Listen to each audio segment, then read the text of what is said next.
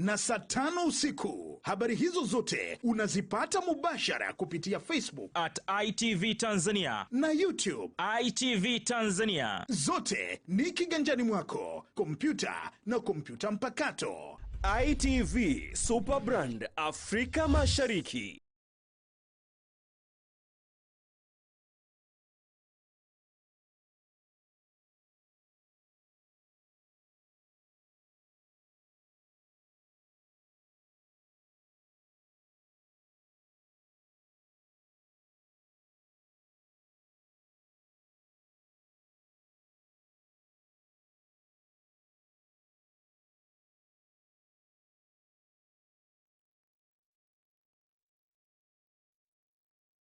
Watching Out and About. And you're all very welcome. Karibuni sana.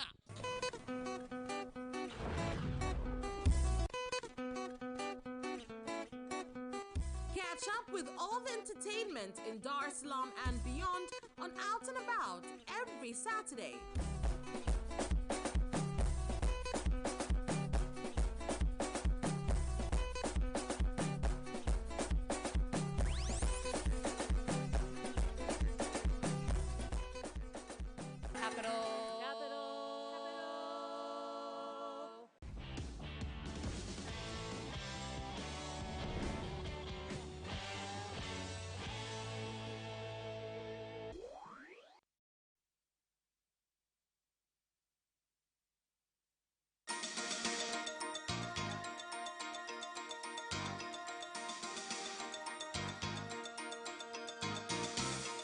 Capital News tonight.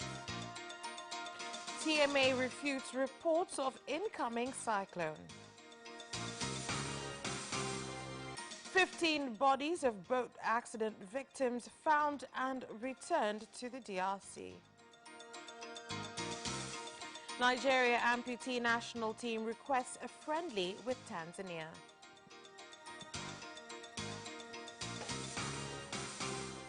Good evening, this is Capital News at 9:30. My name is Vanessa Victor. Let's get started with the national news.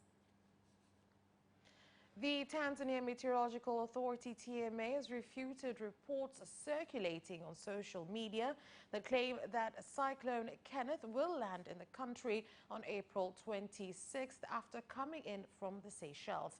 According to TMA, such reports are not accurate because the level of air pressure, which is over the Indian Ocean in the watery sections of the island of Madagascar, has not built up to the stage where it can cause a cyclone like Cyclone Kenneth.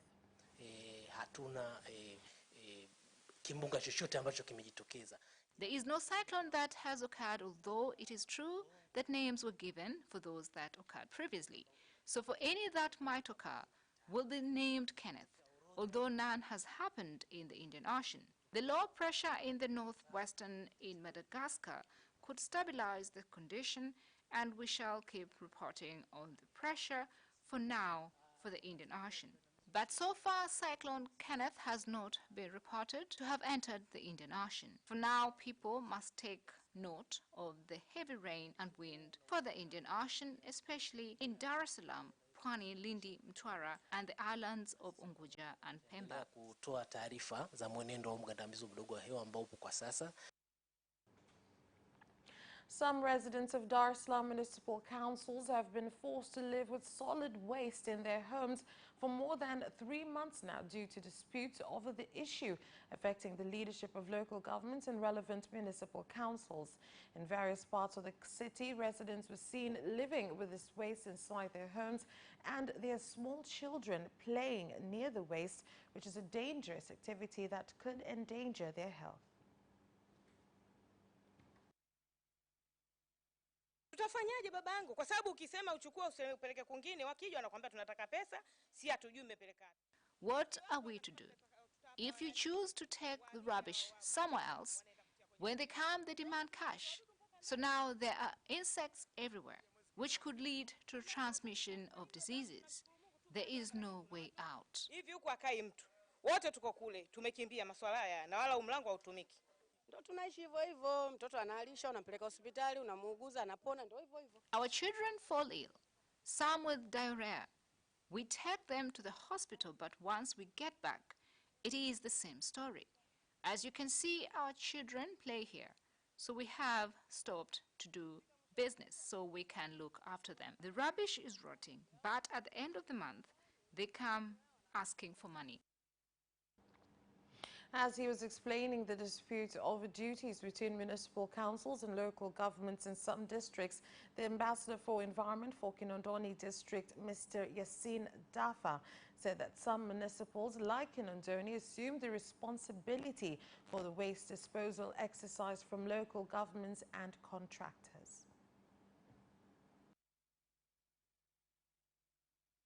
Hapa kunaonekana kuna mvutano kwamba manispaa walisema kwamba I think there is a misunderstanding. The municipal council wanted to run this project, so once they've collected the money, then they would distribute it for various areas. However, nothing is happening. Sasa kama limefanya hivyo, mbona tuoni issue yenyewe na kinachoendelea? Wao wamekaa kimya, serikali za mitaa nao wamekaa kimya.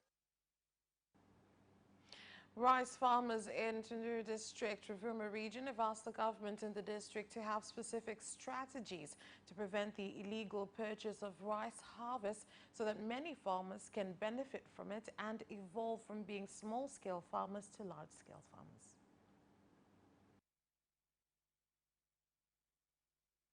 Mfanyabiashara huyu A buyer supposed to buy from the village must go and meet with the village council, after which he can proceed to the rice center, and once there, must declare his intention to buy rice. ndipo atakwenda kwenye kituo cha kununulia mpunga akae pale. Pendekezo yangu ni kwamba kwenye magala yale ya vijijini faida yake kubwa. Village warehouses will reduce the cost of transportation, meaning that the farmer will have more profit, as at the moment he is responsible for transporting rice from the village to the warehouse. Na dhamira yetu tunazalisha mpunga zaidi ya tani 300,000. We produce more than 300,000 tons in Tunduru district, so if we closely monitor the price, so our crop fetch a good price, it means that our farmers will get a good return. Therefore, we shall not allow rice to be bought anyhow. We will do everything we can to address this. Lakini moto wake mnaujua. Residents of Kakonko district in Kigoma region have asked the government to improve treatment services at Muganza Health Center within the district due to the district not having a district hospital. And this has led residents and refugees from Burundi from Mtendeli camp to depend on health services at the center, which has caused overcrowding.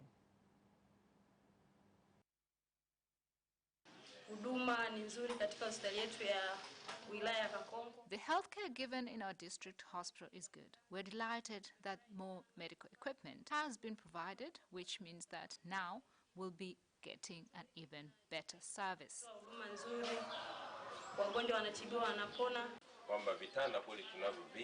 We have enough beds, but there is limited space, which has led to at least 2 patients sharing a bed. This is not as a result of lack of facilities.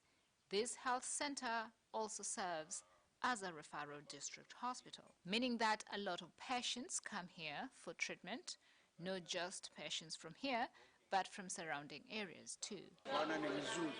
We decided to offer assistance, especially to those suffering the most. As you know, if a fellow human being suffers, then it is very personal. So we are doing our very best to help with medication and women who previously were in need. Mwanga district government in Kilimanjaro region has begun to take measures to find new water sources due to residents' long-standing issue with water shortage, forcing them to walk long distances in search of water.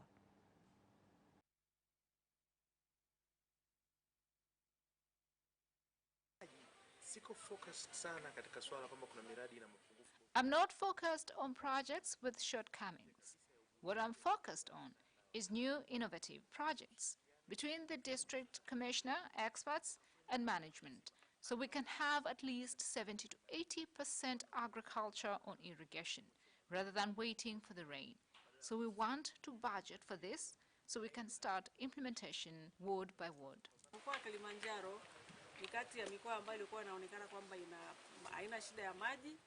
Kilimanjaro region was known in the past not to have water shortage, and a lot of revenue is collected from water, yet a lot of areas don't have enough water. We built capacity so we could have a group of people to monitor water-related public fund, but also on how to identify projects and other resources so they can take full ownership. For projects that do not use a water meter, you find that they don't do well because one can easily leave the water running the whole day. So you find that the project ends up with no money for maintenance work. This is a big problem that needs addressing. So every user must have a water meter so as to monitor how much water is being used.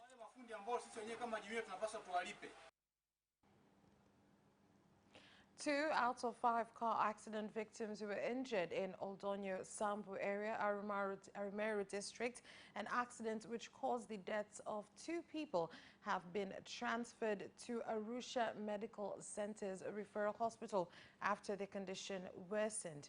In light of the accident, the Arusha Regional Police Commander Jonathan Shana has given a very strong warning to all drivers who use public holidays as an excuse to drive their vehicles at high speed without taking any precautions.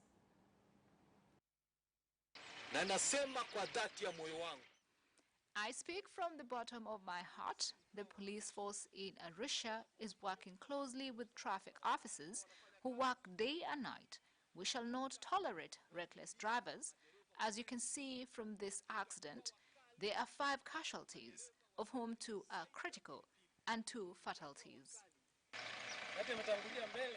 One driver had indicated to the right to Ndale Nanyuki, an area famous for barbecue.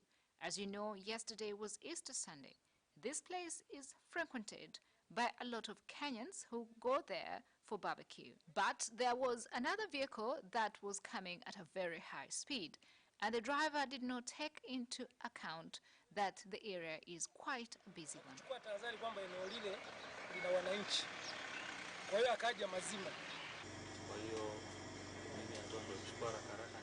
It was just in a matter of split seconds, and the other vehicle had crashed on top of us.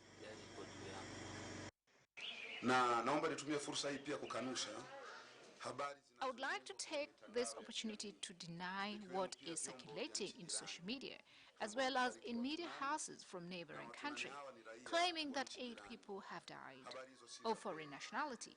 This is completely false. We arrived at the scene, and bodies that we received are only 2. 35 districts are expected to benefit in the health and agricultural sectors from volunteers from the U.S. Peace Corps who have already been sworn in to go help the areas for the next 2 years.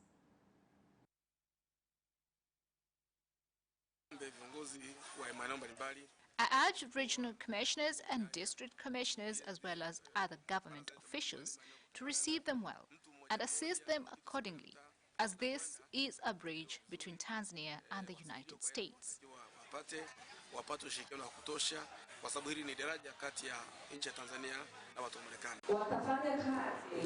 They shall be working with Tanzanian youth to improve food security so as to make better the welfare of small-scale farmers. They will also be working on HIV and AIDS, which is a big threat to personal development.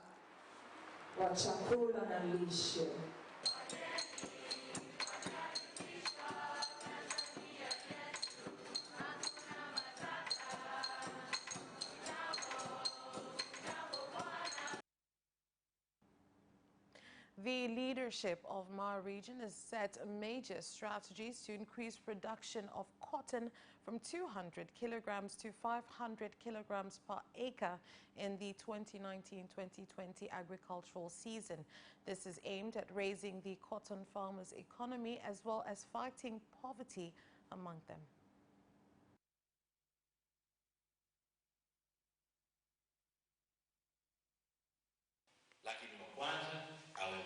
How are we going to do that? It is by removing the farmer from 200 plus kilograms to between 500 to 600 kilograms. And to do that, we have to do minor adjustments like planting in rows, put some manure, use the right seeds, and plant at the beginning of the rain season. What AMCOS leaders did was, those who sold cotton without following the right procedure have accused us, knowing that AMCOS is siding with the other side. Over 6,000 children from the livestock community in Ngorongoro District, Arusha region, have been discovered to be living in difficult environments, a situation that has caused many children to miss out on education, have poor health, and for others to experience violence due to lack of protection from their parents and guardians in the community.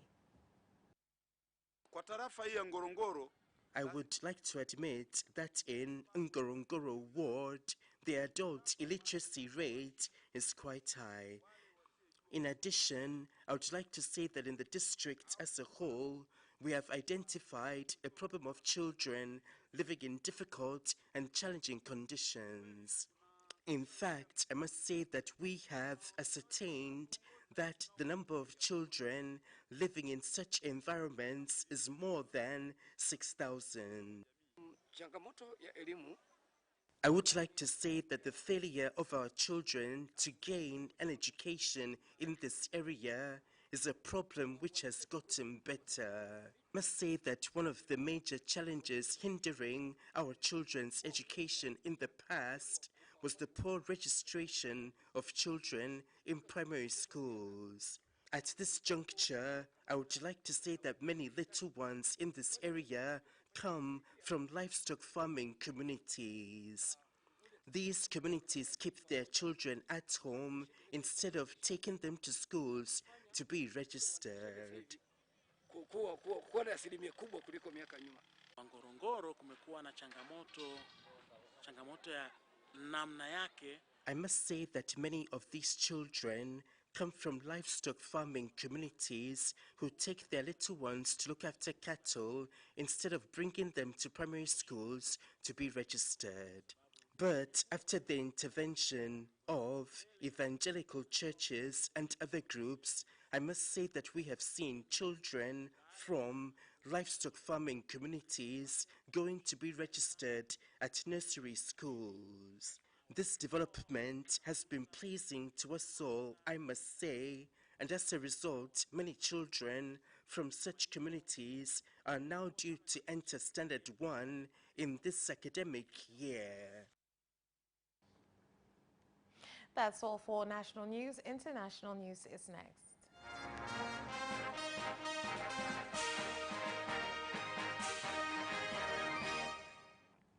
And in international news, while efforts to search for people who died due to an accident that led to a boat sinking in Lake Victoria on the side of the Democratic Republic of Congo, 15 bodies have been found at Rubavu, West Rwanda, and handed over to leaders of the government of the DRC in Goma.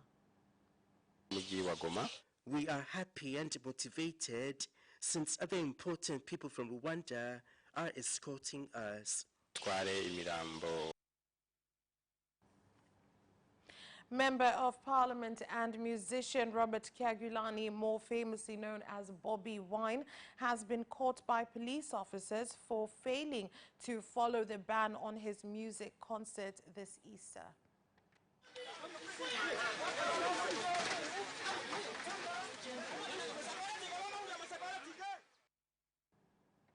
With the government of Kenya's ongoing efforts to provide food and water to over 1.2 million Kenyans affected by hunger caused by famine in the country, Kenyans have blamed the government for not setting up strategies to deal with these situations. Some relief, however, is expected after the Weather Authority in Kenya announced the start of the rainy season soon after its long delay. The plans set by the main government are to make sure that there is enough food for all Kenyans, especially for the 13 counties affected and that the supply of food will proceed until the situation returns back to normal. We are also supplying water so that the affected counties can get a sufficient supply of water as well. Kenya is a rich country, so its people should never be dying of hunger. The money that goes into people's pockets should be used to deal with such issues. It is not right for a person to get money and then put that money into his pockets. The money is there, so people are not supposed to die, and some have already indeed died, which is a tragedy. A lot of people are suffering from hunger. I know that a lot of people have died. The government promised before it got into power that the #1 agenda is food security. I am very angry because the ones dying of hunger are the ones who are paying taxes. Now, the taxpayers' money is still being stolen, which amounts to billions and billions of shillings. There appears to be someone just waiting for the tax money to come, and then he puts it directly into his account. This is a bad country, and it is a man-eat-man society. There is a lot of money in Kenya. The money has to be used to give those people water so that they can depend upon themselves. They should have roads and better health care. At least the drought issue should be taken care of. A wave of bombings that killed 290 people in Sri Lanka on Sunday was carried out with the support of an international network. Officials have said the government has blamed a little-known local jihadist group known as the National Tawhid Jamaat, although no one has yet admitted to carrying out the bombings. Another blast in Colombo, outside St. Anthony's Shrine. The bomb squad had been working to defuse an explosive found in a van when it blew up near one of the targets of the coordinated attacks on Easter Sunday.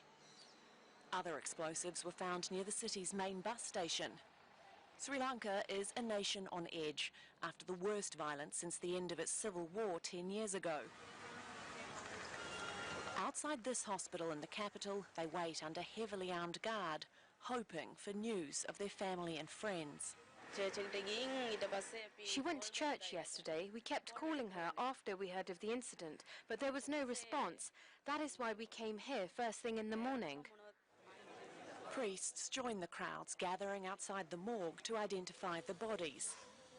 These scenes are repeated across a country struggling to come to terms with not only the devastating bombings in churches and hotels, but the news that there was information that an attack was imminent.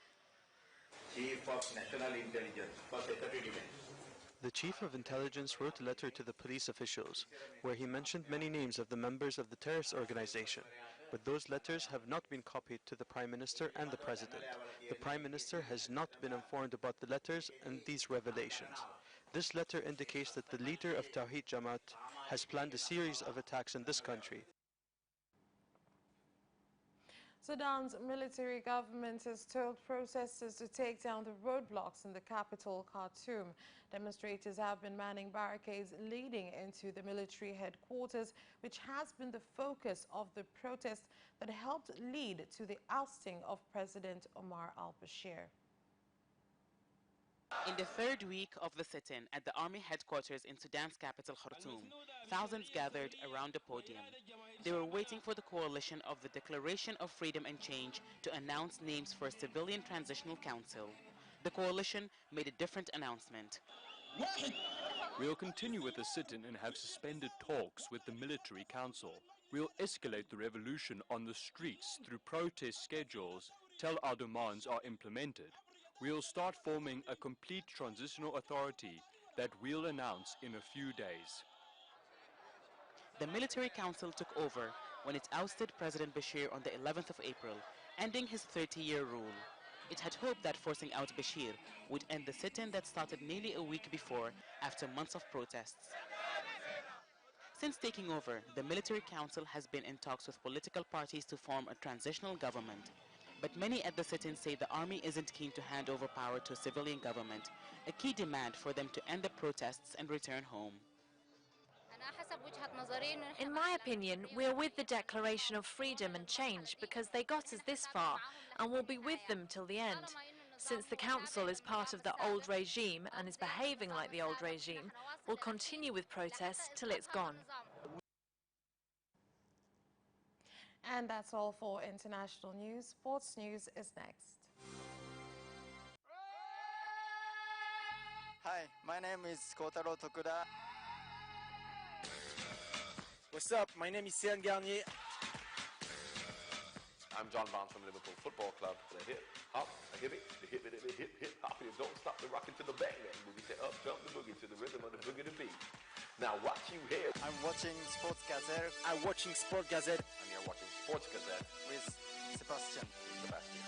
With Sebastian. Peace out. Yes! And you can also watch Sports Gazette for highlights and interviews regarding sports. Do not miss Sports Gazette every Wednesday at 7 p.m. only on Capital Television.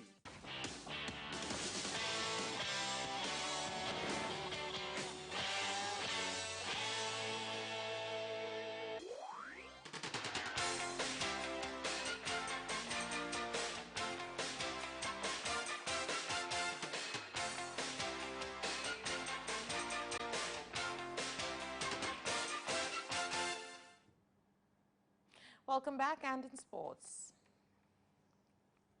The Nigeria amputee national team is requested to play a friendly with Tanzania prior to the African Championships that will take place on September of this year in Angola. The main thing that we are working on right now is searching for funds for the organization of the competition.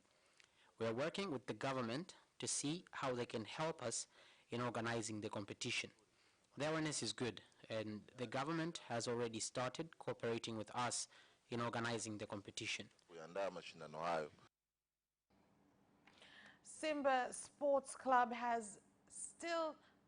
are still favorites to win the Premier League this season, despite losing their last game against Kagera Sugar, and this is due to the quality of their players in comparison to the other teams. We are the Union of Soccer Veterans, and women have also played soccer. So if they reach our terms, we welcome them. We have mixed men and women because women have also played soccer. The union is for life and death. We help each other in challenges since we have seen things from the past, and we say to one another that we should forget the past and deal with the present. Ole Gunnar Solskjaer questioned the desire of Manchester United's players and admitted some will not feature in his plans for a successful reign at Old Trafford after suffering a 4-0 humbling at Everton. United manager said his pitfall team were beaten in the basics of football at Goodison Park, where Everton recorded their biggest win of the Manchester club for 35 years. Marco Silva's side have now beaten United, Arsenal and Chelsea in successive home games, keeping a clean sheet in each, and outstanding goals from Richarlison, Gylfi Sigurdsson, Lucas Digne and Theo Walcott capped a dominant 90-minute display. It prompted an apology from the United manager to supporters on the pitch and in his post-match press conference. Solskjaer claimed United were not fit enough after a game when they collectively ran 8.03 kilometers fewer than their opponents. Raheem Sterling will cover all the costs for the funeral of Crystal Palace youth player Damari Dawkins. Here is more. The Manchester City and England forward supported the campaign by Damari's family to find a suitable stem cell donor and became close to the youngster who died of leukemia aged 13 last month. Sterling is due to attend the service in Dagenham on Friday. Damari is a special young man who touched a lot of lives, including my own. Positive until the end, he was an example to all of us, Sterling said. Sterling paid tribute to Damari by lifting his England shirt to reveal a picture of the two of them together following his second goal in the 5-0 win over Czech Republic last month. Damari's father, Tony, told the Press Association last month about the relationship between the player and his son. Gordon Hayward scored 20 points and Marcus Morris started a decisive three-point flurry late in the fourth quarter to give the Boston Celtics a series-clinching 110-106 victory at Indiana. It was the first four-game sweep for the Celtics since 2011 and their second since 1986-1987. Bojan Bogdanovic finished with 22 points and Tyreke Evans finished with a player-of-career high of 21 to lead the Pacers. It still wasn't enough to prevent Indiana from enduring their second first-round sweep in 3 years, the only two best-of-7 sweeps in franchise history. This game, unlike the previous three, did not turn on Boston's suffocating second-half defense. And that sports item ends our news bulletin. On behalf of everyone who worked to prepare this news bulletin for you, my name is Vanessa Victor. Thank you for watching and have a good night.